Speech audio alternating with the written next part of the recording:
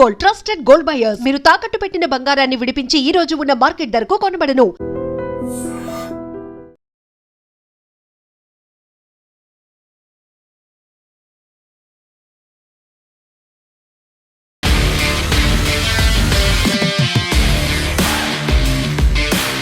నమస్తే, welcome to I dream weekend update with Kavitha. ఇకపై రాబోయేటువంటి ఎన్నికల్లో మేము ఒంటరిగానే పోటీ చేస్తామంటూ కేంద్ర హోంశాఖ మంత్రి అమిత్ షా అనౌన్స్ చేశారు. ఈ నేపథ్యంలోనే బీజేపీ రాష్ట్రాల మీద పట్టు సాధించేలా అక్కడున్నటువంటి ఒరిజినల్గా ఉన్నటువంటి రీజనల్ పార్టీస్ని తుడిచేస్తోంది, బీజేపీయే ఆధిపత్యం చెలాయించబోతోంది అనేటువంటి అనాలిసిస్లు ఎందుకని వినిపిస్తున్నాయి.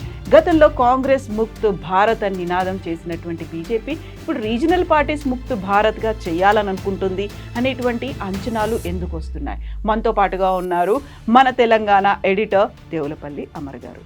సార్ నమస్తే.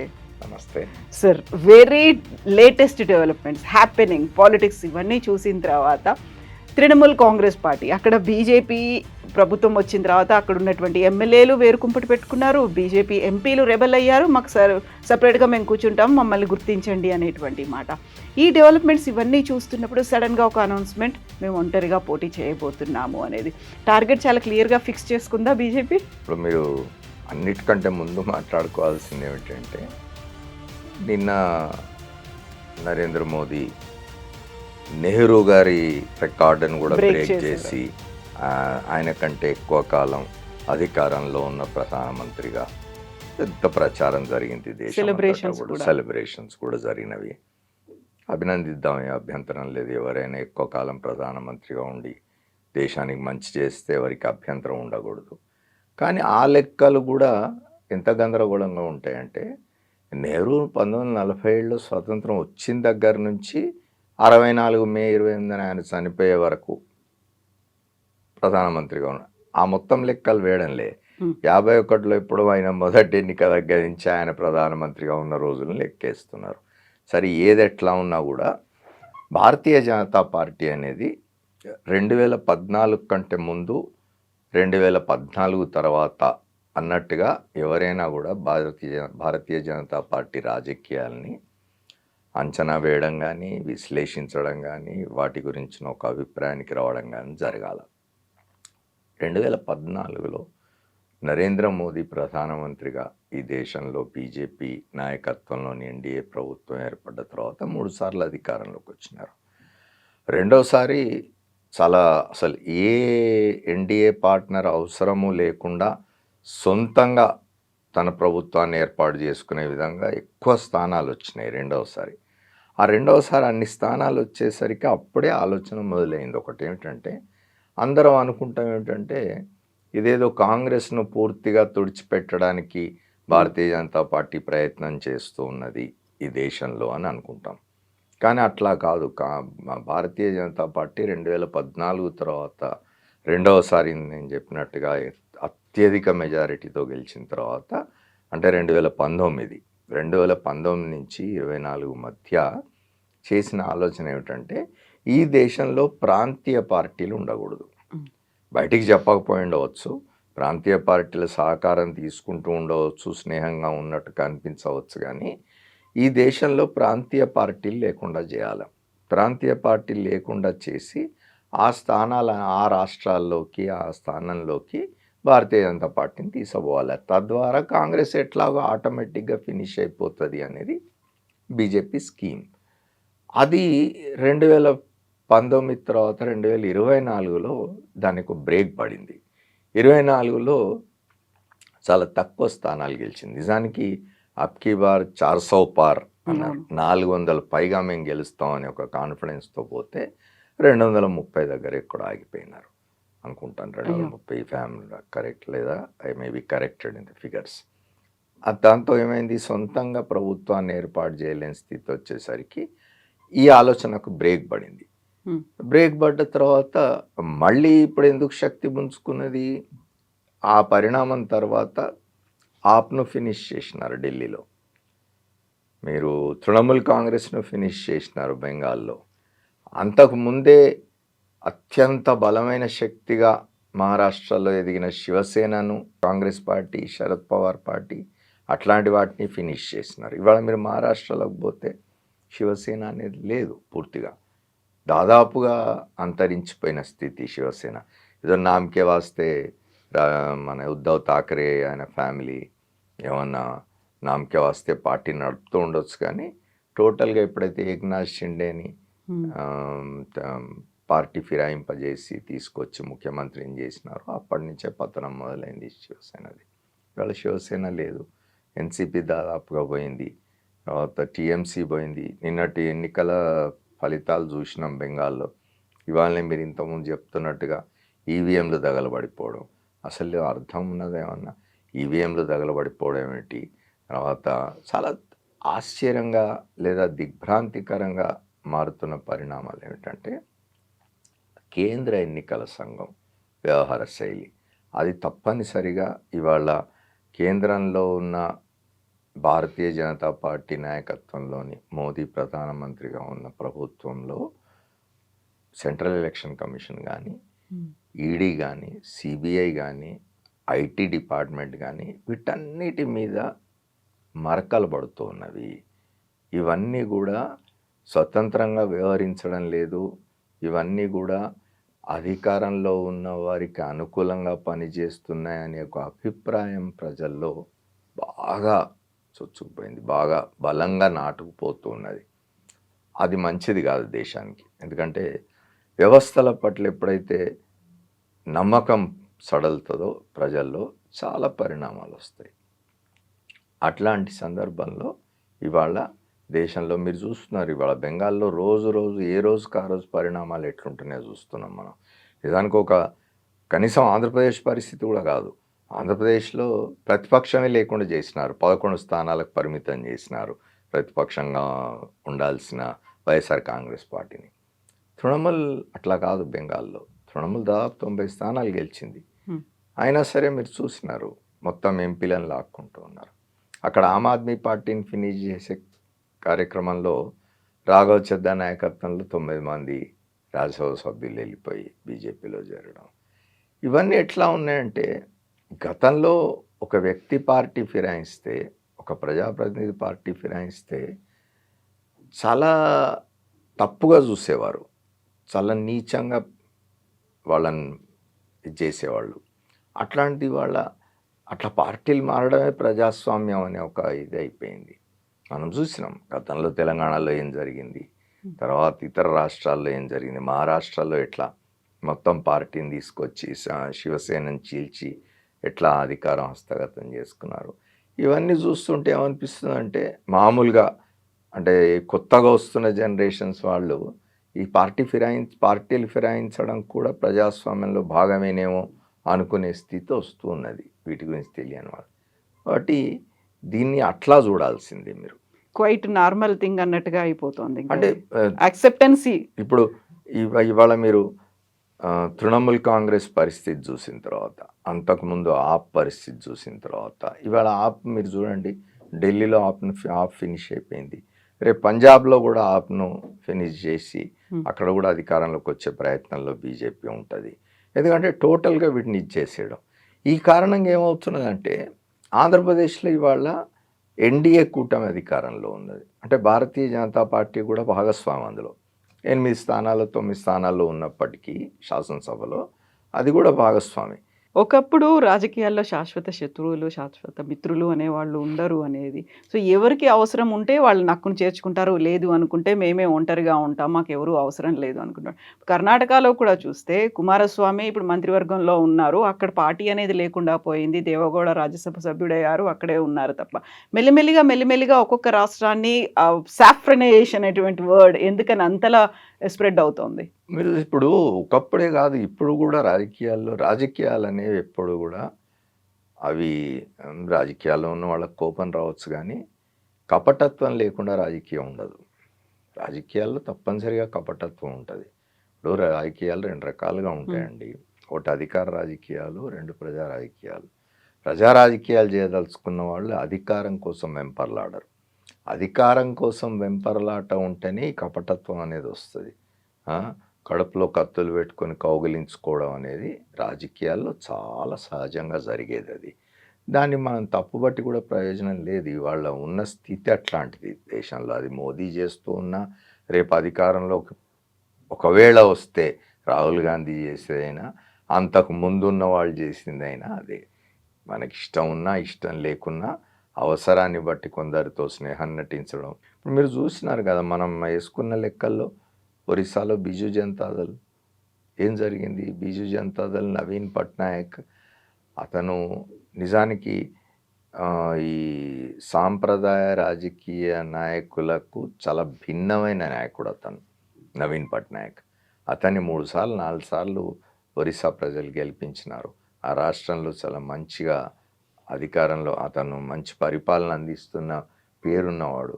ఎందుకంత పనికి రాకుండా, అంటే పూర్తిగా మట్టి కొట్టుకుపోయిన విధంగా ఎందుకు ఓటమి ఎదురైంది, ఎట్లా ఓటమి ఎదురైంది? అదే ఇవన్నీ కూడా ఈ స్కీమ్లో భాగమే. బీజు జనతాదళ్ పైన, ఆమ్ ఆద్మీ పార్టీ పైన, లేకపోతే తృణమూల్ కాంగ్రెస్ పైన, లేకపోతే శివసేన పైన, ఎన్సీపీ పైన, ఈ అక్కడ బీహార్లో జనతాదళ్ యు ఇవాళ ఈ స్థితిలో ఉన్న జనతాదళ్ యు కూడా ఇవాళ ఏం మంచి పరిస్థితి ఏం లేదు దాన్ని.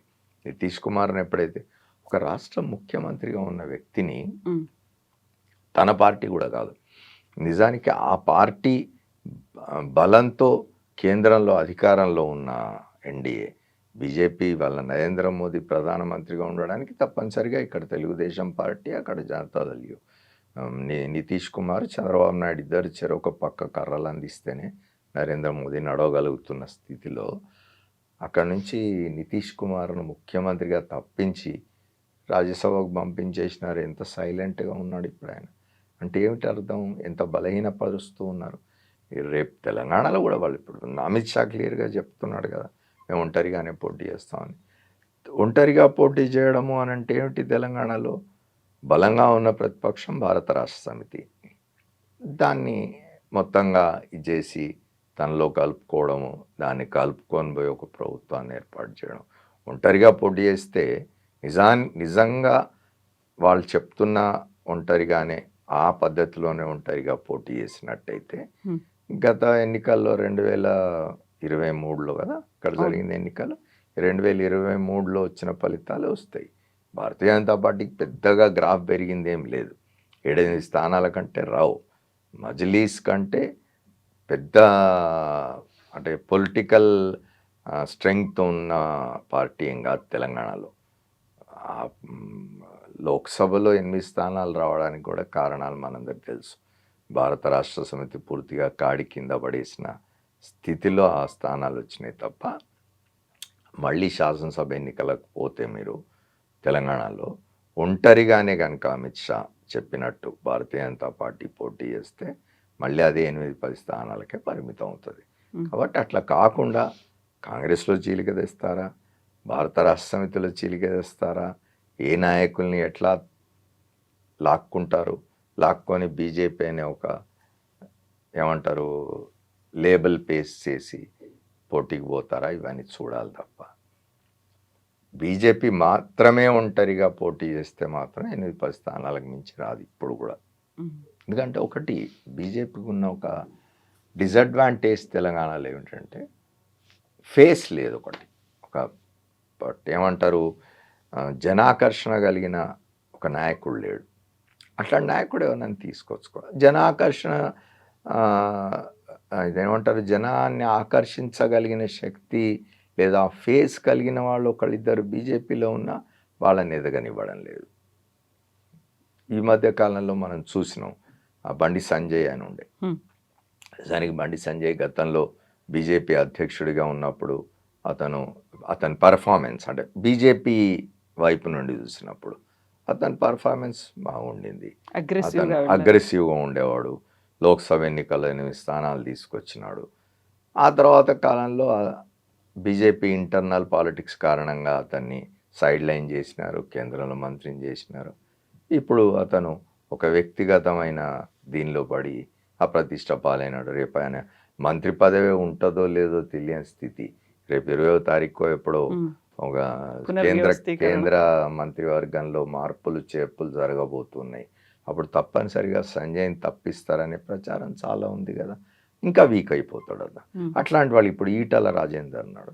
ఈటల రాజేందర్ను భారత రాష్ట్ర సమితి పోగొట్టుకోవడమే పెద్ద తప్పు, ఆ పార్టీ రాజకీయంగా చేసిన పెద్ద తప్పు. అది చంద్రశేఖరరావు గారికి తెలియాలి ఆయన కారణాలు ఏమిటి అనేది. ఆయన తప్పనిసరి షెల్టర్ కోసం బీజేపీలో చేరిన నిజానికి ఈటల రాజేందర్ రాజకీయ నేపథ్యం కనుక మీరు చూసినట్టయితే బీజేపీలో చేరే మనిషి కాదు. కానీ తప్పనిసరి తన వ్యక్తిగత రాజకీయ జీవితాన్ని నిలుపుకోవడం కోసం అని చెప్పి చేరాల్సి వచ్చింది. అట్లాంటి వాడిని ముందు పెట్టారు, ఎందుకంటే అతను ఒరిజినల్ బీజేపీ వాడు కాదు. అతను కొంత జనాన్ని ఆకర్షించగలిగిన, జనంలోకి వెళ్ళి పనిచేయగలిగిన కింది నుంచి వచ్చినవాడు. అట్లాంటి వాళ్ళని ఎంకరేజ్ చేయరు. అట్లా ఒక ఫేస్ లేదు తెలంగాణలో. అదొక డిసడ్వాంటేజ్ బీజేపీకి.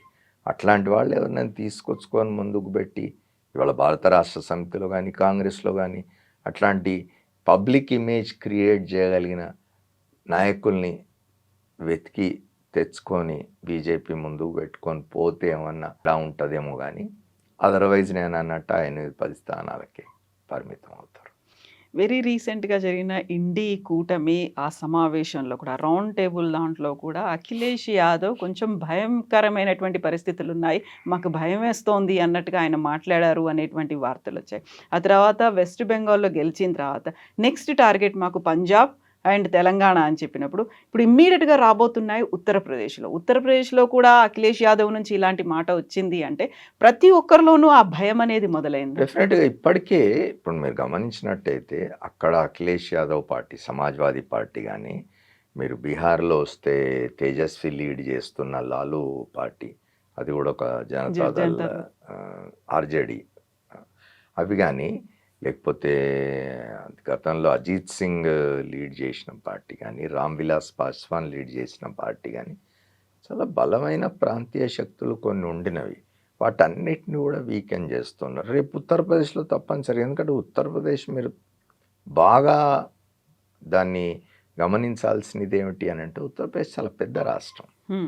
ఉత్తరప్రదేశ్ అధికారంలో ఉంటే దేశం మన చేతిలో ఉంటుంది అనేంత స్థితి అది. నిజానికి చాలా కాలంగా ఉత్తరప్రదేశ్ను ఒక 6 రాష్ట్రాలుగా విభజించాలి అనే ఒక డిమాండ్ ఉన్నది. మాయావతి ముఖ్యమంత్రిగా ఉన్న కాలంలో శాసనసభ దానికి సంబంధించి నిర్ణయం చేసి కూడా సెంటర్కి పంపించింది. ఒకే ఒక రాష్ట్రాన్ని తీసినారు నుంచి, ఉత్తరాంచల్ను, ఉత్తరాఖండ్ని తీసినారు తప్ప, అది చిన్న భాగం. అది ఇప్పటికీ ఇంకా ఉత్తరప్రదేశ్ అన్వీల్డ్గానే ఉన్నది. ఎన్నికల ప్రచారం చేయాలంటే అంటే ముఖ్యమంత్రి అభ్యర్థి మొత్తం రాష్ట్రం అంతా తిరిగే స్థితే లేదు. అట్లాంటి రాష్ట్రం కనుక చేతుల్లో ఉంటే కేంద్రం మన చేతుల్లో ఉంటుంది. ఎందుకంటే అక్కడ లోక్సభ స్థానాలు కూడా ఎక్కువ, శాసనసభ పెద్దది. అట్లాంటి చోట వీటన్నిటిని ఫినిష్ చేసిన వాళ్ళు సమాజ్వాదీ పార్టీని వదిలిపెడతారని ఎందుకు అనుకుంటున్నారు? సమాజ్వాదీ పార్టీ కూడా దాదాపుగా ప్రాంతీయ పార్టీ కింద లెక్క, అదేం జాతీయ పార్టీ కాదు. అక్కడక్కడ మన తెలంగాణ లాంటి చోట్లలో ఈ పార్టీలలో టికెట్లు దొరకని వాళ్ళు ఎవరైనా పోయి సమాజ్వాదీ పార్టీ తరఫున అవి తెచ్చుకుంటే, బీఫామ్లు తెచ్చుకొని సమాజ్వాదీ పార్టీ పేరు మీద పోటీ చేసి ఉండవచ్చు. కానీ ఆర్ఎస్పీ కూడా, అది కూడా దాదాపు, ఇవన్నీ కూడా దాదాపుగా ప్రాంతీయ పక్షాలే కదా. ఈ ప్రాంతీయ శక్తులన్నిటినీ కూడా ఫినిష్ చేయాలి అనేదే ultimate goal of BJP today. అయితే బీజేపీ చెప్తోంది ఒక మాట, ఇప్పుడు ప్రాంతీయ పార్టీలు, జాతీయ పార్టీలు ఇవన్నీ ఏంటి అసలు? దేశం కోసం ఆలోచించినటువంటి బీజేపీకి రాష్ట్రాలకు ఏం అవసరాలు ఉంటాయో, రాష్ట్రాలకి ఏం చెయ్యాలో తెలియదా? ప్రాంతీయ పార్టీలు ఉంటేనే ఒక అస్తిత్వం, ప్రాంతీయ పార్టీలు ఉంటేనే రాష్ట్రం గురించి తెలుస్తుంది, అక్కడ ఉన్నటువంటి ప్రజలకు ఏం అవసరాలు ఉన్నాయో తెలుస్తుంది. అదే ఎందుకంటారు? మొత్తం దేశవ్యాప్తంగా అన్ని పరిస్థితులు బీజేపీకి తెలియదా, లేకుంటే జాతీయ పార్టీకి తెలియదా అనే మాట. ఇప్పుడు ఒకటి కవిత గారు, మీరు ఆలోచించాల్సింది ఏమిటంటే, డెఫినెట్గా ప్రాంతీయ అవసరాలు, ఆ ప్రాంతాల అభివృద్ధి, ఆ ప్రాంతంలో ఉన్న ప్రజల బాగోగులు, వాళ్ళ సంక్షేమము, ఇవన్నీ ముఖ్యమే.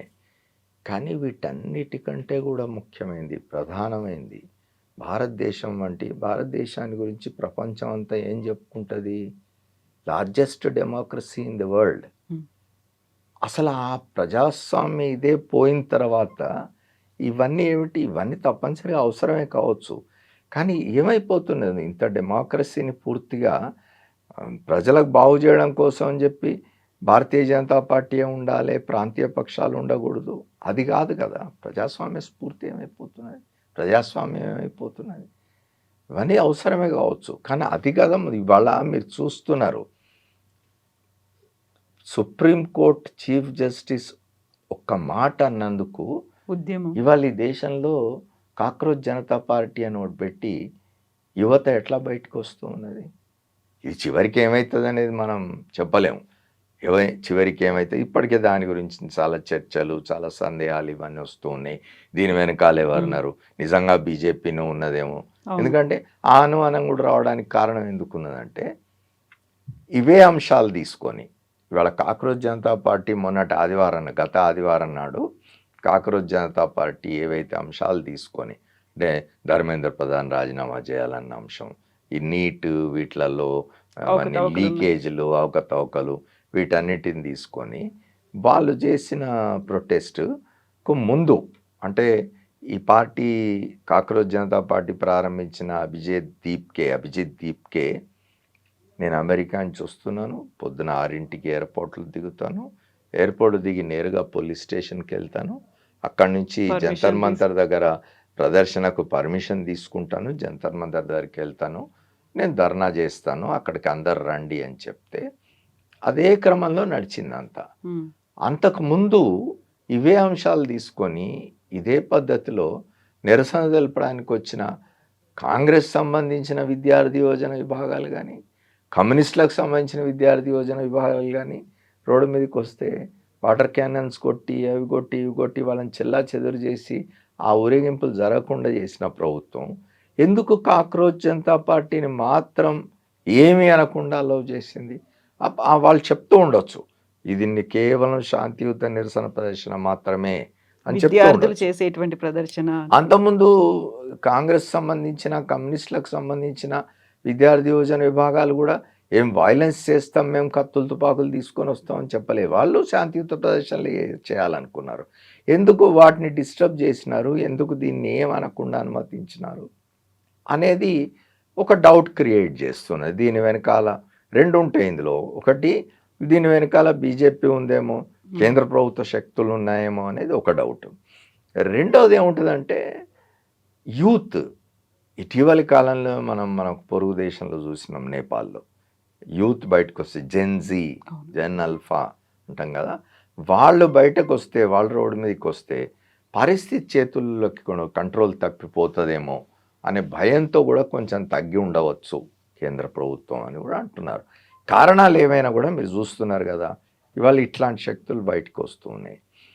మీరు ప్రాంతీయ పక్షాలు లేకుండా చేయాలని ఈ పొలిటికల్ స్కీమ్లు ఎన్ని చేసి వాళ్ళు ఏం చేసినా, ఆమ్ ఆద్మీ పార్టీ అయిపోయింది, తృణమూల్ కాంగ్రెస్ అయిపోయింది, బిజు జనతాదళ్ అయిపోయింది, అక్కడ రేపు సమాజ్వాదీ పార్టీ అయిపోతుంది, ఇట్లాంటివన్నీ అనుకుంటుండొచ్చు, అవి జరగవచ్చు కూడా.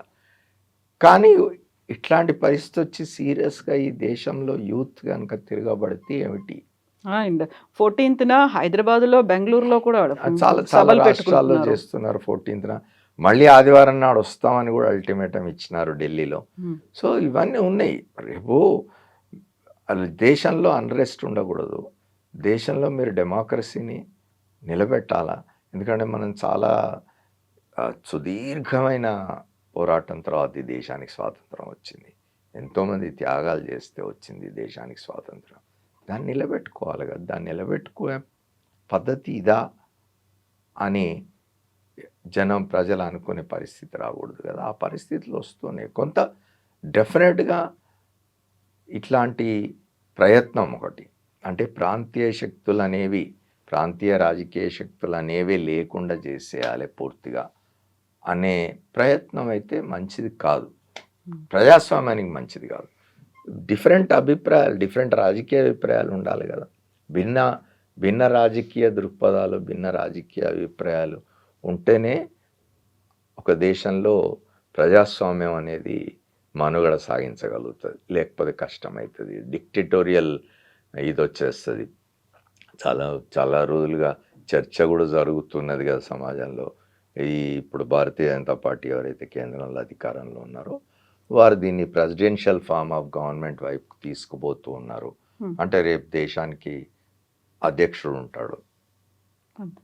అది మంచిది కాదు ప్రజాస్వామ్యానికి అనేది ఒక అభిప్రాయం.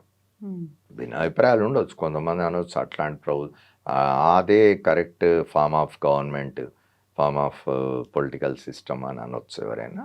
బట్ భిన్నాభిప్రాయాన్ని గౌరవించాలి. ప్రజాస్వామ్యం యొక్క మూల సూత్రం, ప్రజాస్వామ్యం యొక్క లక్షణం అది, భిన్నాభిప్రాయాల్ని గౌరవించడం అనేది. ఈరోజు తెలంగాణలో డిఫెన్స్ మినిస్టర్ రాజ్నాథ్ సింగ్ ఉన్నారు. ఆయన మేధావులతో చర్చలు, మేధోమథనం ఇలాంటివి అవుతున్నాయి. ఒక 3 రోజుల పాటు బీజేపీ జాతీయ అధ్యక్షుడు కూడా తెలంగాణలో ఉండబోతున్నారు. డిఫరెంట్ కార్యక్రమాలు చూస్తారు. అంటే ఇక్కడ బీజేపీకి పరిస్థితులు ఎలా ఉన్నాయి? నిజంగా నెక్స్ట్ టార్గెట్ బీజేపీ తెలంగాణ మీద పెట్టుకుంటే ఇమ్మీడియట్గా తెలంగాణలో గవర్నమెంట్ వచ్చే అవకాశం ఉందా బీజేపీ? నేను చెప్పినాను కదా, బీజేపీకి ఎందుకు తెలంగాణ మీద వాళ్ళ దృష్టి పడింది అని అంటే ఇది కారణం. దక్షిణాది మొత్తం కాంగ్రెస్ వశమైంది అనే ఒక ఇంప్రెషన్లోంచి బయటేయాలి ఒకటి. రెండవది, చాలా రోజులుగా తెలంగాణలో, ఎందుకంటే తెలంగాణ ఇచ్చింది కాంగ్రెస్ అయినా దానికోసం బలంగా కొట్లాడిన వాళ్ళం మేము. కాంగ్రెస్ ఇస్తా అనడానికంటే, లేదా చంద్రశేఖరరావు గారు తెలంగాణ రాష్ట్ర సమితి ఏర్పాటు చేసి 2వ దశ ఉద్యమానికి పూనుకోవడానికంటే చాలా ముందు మేము ఒక ఓటు 2 రాష్ట్రాలనే నినాదంతో మేము కాకినాడలో రాష్ట్ర కార్యవర్గంలో తీర్మానం చేసినాము. ఆ తర్వాత కాలంలో సుష్మా స్వరాజ్ కానీ, అరుణ్ జైట్లీ కానీ, ఇంకోళ్ళు కానీ బలంగా కొట్లాడినారు, పార్లమెంట్లో సమర్థించినారు తెలంగాణ ఏర్పాటుకు. కాబట్టి తెలంగాణ మీద మాకు హక్కున్నది అని బీజేపీ అంటది. రేపు రావడానికి ప్రయత్నం కూడా చేయొచ్చు. కానీ నేను ఇంతకుముందు చెప్పిందే మళ్ళీ రిపీట్ చేస్తున్నాను. నువ్వు ఇక్కడ బీజేపీని ఇప్పుడున్న స్థితిలోనే నడిపించుకుంటూ పోతే మళ్ళీ అదే 8-10 స్థానాలు తప్ప, మీరు పార్టీలను డిస్టర్బ్ చేసి వాటిల్లోంచి ఒక అంటే జనాన్ని ఆకర్షించగలిగిన ఫేసెస్ని తీసుకొచ్చి ముందడబెట్టి తీసుకోబోతే ఏమన్నా మార్పు ఉంటుందేమో చెప్పలేను, కానీ అదర్వైజ్ కష్టం. జనాన్ని ఆకర్షించగలిగేటువంటి లీడర్లు అంటే ఇంకా బయట పార్టీలు. ఇప్పుడు మీరు చెప్పినట్టుగా ఇవాళ రాజ్నాథ్ సింగ్ వచ్చి మేధావులు కలవడం ఇదంతా కూడా ఏదో చూపించడానికి జనానికి అంతా. రేపు తెలంగాణలో మేము ఉండబోతున్నాం, బలంగా మేము పోటీ చేసి గెలవబోతున్నాం అని చెప్పుకోవడానికి నితిన్ నవీన్ వచ్చి 3 రోజులు కూర్చున్నా, 30 రోజులు కూర్చున్నా, పరిస్థితి మారాలంటే మళ్ళీ నేను ఇంతకుముందు చెప్పిందే, సరైన లీడ్ చేయడానికి అవసరమైనంత ప్రజాకర్షణ కలిగిన, జనంలోకి పోయి పనిచేయగలిగిన, జనాన్ని నమ్మించగలిగిన నాయకుడు ఒకడు ముందట లేకపోతే కష్టం అవుతుంది. ఇవాళ చూడండి మీరు, డెఫినెట్గా అంటే ఎవరైనా అనొచ్చు కాంగ్రెస్ పార్టీకి ఎవరుండినారు అని చెప్పి. కాంగ్రెస్ పార్టీ మొన్న 2023లో అధికారంలోకి రావడానికి వేరు కారణాలు పనిచేసినాయి. భారత రాష్ట్ర సమితి స్వయంకృత అపరాధం కూడా అందులో ఉన్నది. Yes sir, thank you so much. Thank you అమ్మా, థ్యాంక్ యూ వెరీ మచ్.